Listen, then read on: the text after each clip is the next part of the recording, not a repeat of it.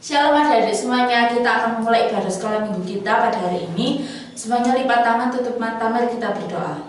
Terima kasih Tuhan atas segala berkat-Mu sepanjang hari ini. Sebentar kami akan memulai ibadah sekolah minggu Tuhan, dan kiranya Kau memberkati walaupun kami di rumah masing-masing. Kiranya Kau selalu menyertai kami dalam ibadah dari awal pertengahan sampai akhirnya. Terima kasih ya Tuhan, hanya di dalam nama Tuhan Yesus kami sudah berdoa dan ucap syukur. Haleluya, amin.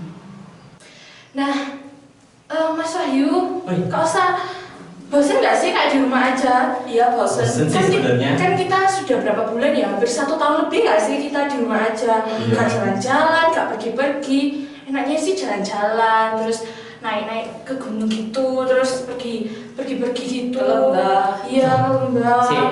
Kamu pengen jalan-jalan ke gunung yang naik-naik gunung gitu?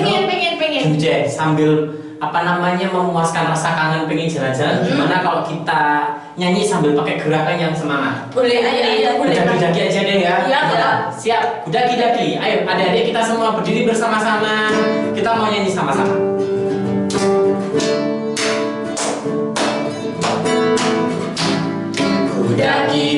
Daki gunung yang tinggi. Ku turun lembah yang dalam. Ku melewati padang hijau luas berbentang. Yesus besertaku, di kanan Kau ada, di kiri Kau ada, di atas dan di bawah Kau ada, di suka Kau ada, di duka pun Kau ada, karena Kau Yesus Tuhanku. Sekali lagi ya, ku daki-daki. Ku daki gunung yang tinggi. Ku turun lembah yang dalam. Ku melewati padang hijau luas terbentang. Yesus besertaku, di kanan Kau ada, di kiri Kau ada, di atas dan di bawah Kau ada, di suka Kau ada, di duka pun Kau ada, karena Kau Yesus Tuhanku.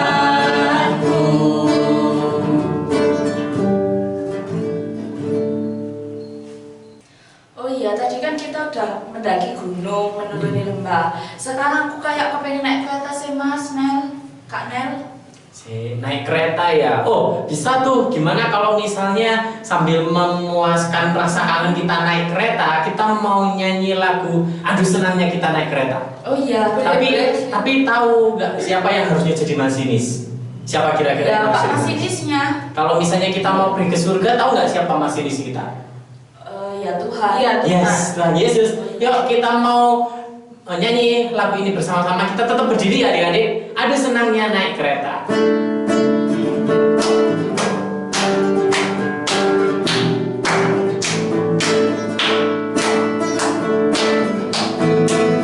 Aduh senangnya naik kereta, kereta besar buatan Tuhan. Supirnya Yesus, jalannya lurus. Siapa mau ikut pergi ke surga? Aduh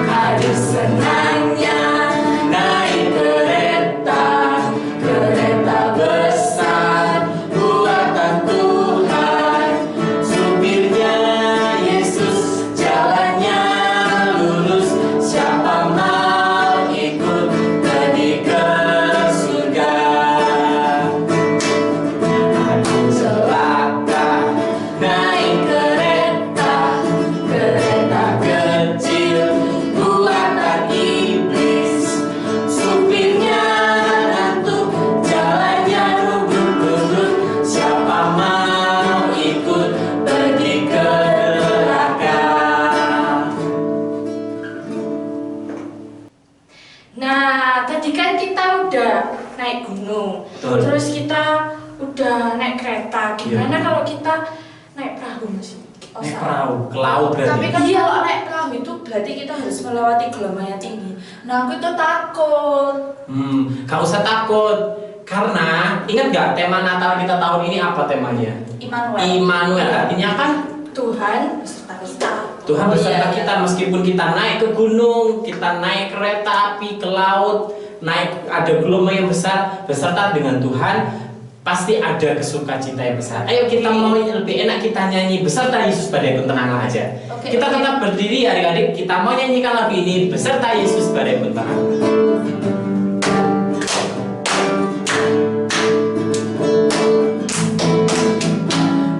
Beserta Yesus badai pun tenanglah, badai pun tenanglah, badai pun tenanglah.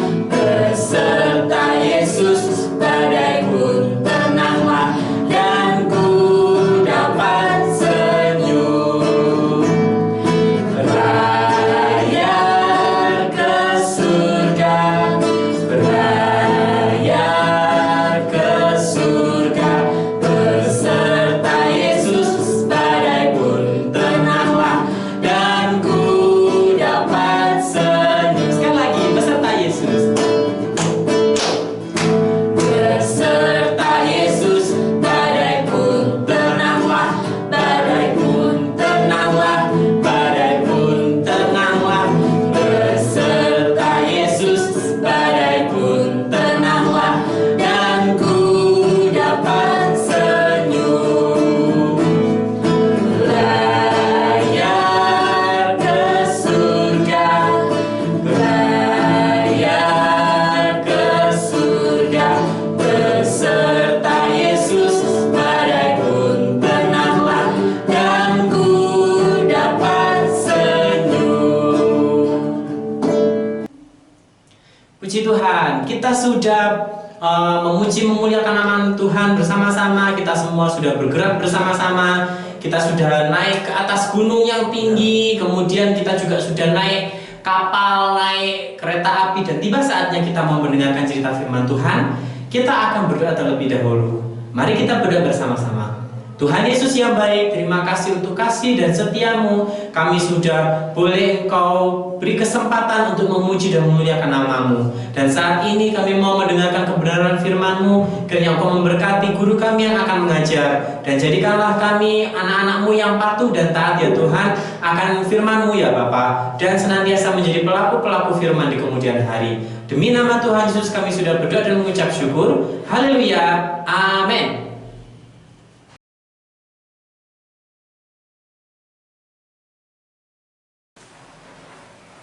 Selamat pagi, adik. Kita akan ibadah pelajaran pada pelajaran hari ini. Kita akan pelajaran dalam pelajaran ketiga, mengenal Allah atau menyenangkan manusia.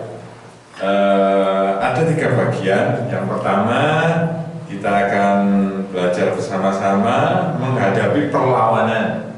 Nah, kalau menghadapi perlawanan, kita akan baca dalam Kisah Para Rasul 5 ayat 17 dan 18.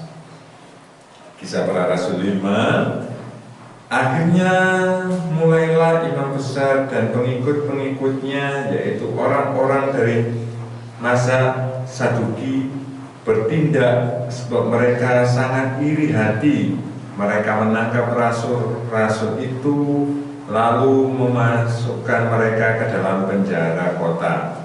Nah, ini mengenai, jadi tidak selalu kita yang mengikuti Tuhan itu bisa menjadi apa ya, biasanya itu kita dimusuhi oleh orang-orang. Jadi dalam pelajaran ini, dalam pembacaan firman Tuhan ini tadi, rasul-rasul itu ditangkap dan dimasukkan ke dalam penjara. Banyak sekali orang-orang yang tidak menyukai kita sebagai anak-anak Tuhan. Kemudian banyak sekali orang-orang Kristen juga seringkali atau pengikut-pengikut Tuhan seringkali dianiaya, tapi kita percaya kalau kita selalu percaya kepada Tuhan, Tuhan senantiasa memberikan jalan. Kita akan baca dalam Kisah Para Rasul di atasnya, Kisah Para Rasul 5 ayat yang ke-12 ya. Dan oleh rasul-rasul diadakan banyak tanda dan mukjizat di antara orang banyak. Semua orang percaya selalu berkumpul di Serambi Salomo dalam persekutuan yang erat. Jadi dapat mengucap syukur. Seringkali pengikut-pengikut Tuhan itu menyembah Tuhan, memuliakan Allah. Itu bagian yang pertama, menghadapi perlawanan. Jadi kita akan masuk dalam pelajaran yang kedua, bagian yang kedua, berdiri teguh. Kalau kita sebagai anak-anak Tuhan berdiri teguh, kita percaya kalau kita berdiri teguh, Tuhan senantiasa memberikan kekuatan dalam kehidupan kita. Kita akan baca dalam Kisah Para Rasul 5 ayat 19 yang selanjutnya. Tetapi waktu malam seorang malaikat Tuhan membuka pintu-pintu penjara itu dan membawa mereka keluar. Katanya, pergilah, berdirilah di bait Allah dan beritakanlah seluruh firman hidup itu kepada orang banyak. Malaikat Tuhan menolong rasul-rasul itu, mereka untuk membuka pintu-pintu penjara dan mereka keluar kota. Karena kalau kita percaya, bagaimanakah reaksi Allah terhadap kita pada waktu kita membutuhkan pertolongan? Bagaimanakah Tuhan senantiasa menolong dalam kehidupan kita? Tuhan senantiasa memberi jalan keluar. Kalau kita berdiri teguh, kita berpegang pada Tuhan, Tuhan senantiasa memberikan jalan keluar dalam kehidupan kita. Permasalahan yang kita hadapi, pergumulan yang kita hadapi, Tuhan senantiasa memberikan jalan keluar. Itu bagian yang kedua, berdiri teguh. Kemudian bagian yang ketiga, memutuskan untuk taat kepada Allah. Jadi kita sebagai anak-anak Tuhan percaya Tuhan senantiasa menolong dalam kehidupan kita. Kita memutuskan untuk taat kepada Allah, untuk taat kepada firman Tuhan, untuk taat kepada jalan kebenarannya. Kita akan baca dalam Kisah Para Rasul 28, yang itu tadi 28. Katanya dengan keras, kami melarang kamu mengajar dalam nama itu. Namun ternyata kamu telah memenuhi Yerusalem dengan ajaranmu, dan kamu tidak menangguhkan darah orang itu kepada kami. Ini berbicara halangan apa yang paling berat yang kita hadapi dalam bersaksi bagi Kristus. Kita percaya kalau kita mau bersaksi terus kepada Tuhan, Tuhan senantiasa membuka jalan. Kemudian kita baca dalam ayat yang selanjutnya 40. Kisah Para Rasul 5 ayat yang ke-40. Mereka memanggil rasul-rasul itu lalu menyesat mereka dan melarang mereka mengajar dalam nama Yesus. Sesudah itu mereka dilepaskan. Ini tantangan yang kita hadapi. Kita tidak boleh pada rasul-rasul itu tidak boleh untuk memberitakan kebenaran firman Tuhan. Kemudian kita baca lagi, dalam Kisah Para Rasul juga 41 tadi. Selanjutnya, rasul-rasul itu meninggalkan sidang mahkamah agama dengan gembira karena mereka telah dianggap layak menderita penghinaan oleh karena nama Yesus. Sebagai anak-anak Tuhan, kita harus mengucap syukur karena Tuhan memelihara dalam kehidupan kita. Sebagai tujuan kita dalam pelajaran ini sangat penting untuk memahami berita hidup baru di dalam Kristus dan memperlihatkan kewajiban kita untuk memberitakan Injil walaupun harus menghadapi perlawanan. Jadi kita patut mengucap syukur karena Tuhan senantiasa memberikan pertolongan dalam kehidupan kita, memberikan jalan keluar dalam kehidupan kita. Kita lihat lagi dalam Lukas.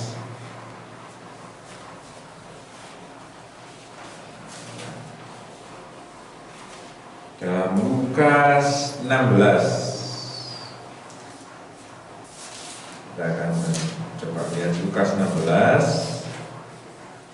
ayat yang ke-13. Lukas 16 ayat ke-13. Seorang hamba tidak dapat mengabdi kepada dua tuan, karena jika demikian ia akan membenci yang seorang dan mengasihi yang lain, atau ia akan setia kepada yang seorang dan tidak mengindahkan yang lain. Kamu tidak dapat mengabdi kepada Allah dan kepada Mammon. Jadi kita tidak boleh mempunyai dua tuan, tapi kita percaya kepada Tuhan. Tuhan nantiasa memberikan jalan keluar dalam kehidupan kita. Kita sudah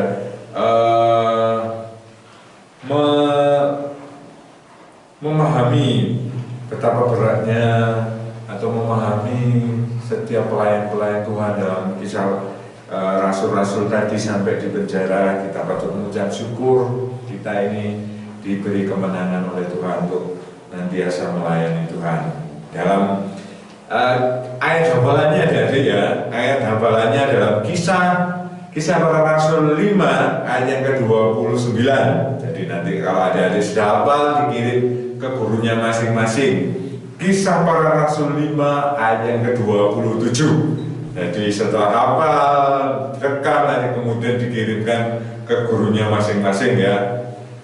Itu saja bagi pelajaran kita, menyenangkan Allah atau menyenangkan manusia. Kalau kita sebagai anak-anak Tuhan, kita harus menyenangkan Tuhan atau menyenangkan Allah dalam kehidupan kita. Kita akan berdoa bersama-sama. Kami mengucap syukur Tuhan karena Kau sungguh baik dalam kehidupan kami. Tolong kami untuk kami boleh senantiasa menyenangkan hati-Mu, menyenangkan Engkau, untuk kami boleh bisa memberi yang terbaik buat Engkau Tuhan. Kami percaya Tuhan, biarlah Kau senantiasa memakai kami, untuk kami boleh bisa melayani, untuk kami boleh bisa memberi yang terbaik buat Engkau. Kami juga berdoa buat adik-adik kami yang ada di rumah, biarlah Kau senantiasa memberikan kekuatan, memberikan kesehatan buat mereka Tuhan. Terima kasih Tuhan, kami mau serahkan semuanya ini hanya ke dalam tangan kasih setiamu saja Bapa. Dalam nama Tuhan Yesus kami sudah berdoa dan mengucap syukur. Haleluya, amin. Terima kasih, selamat belajar di rumah dan tetap jaga kesehatan. Amin.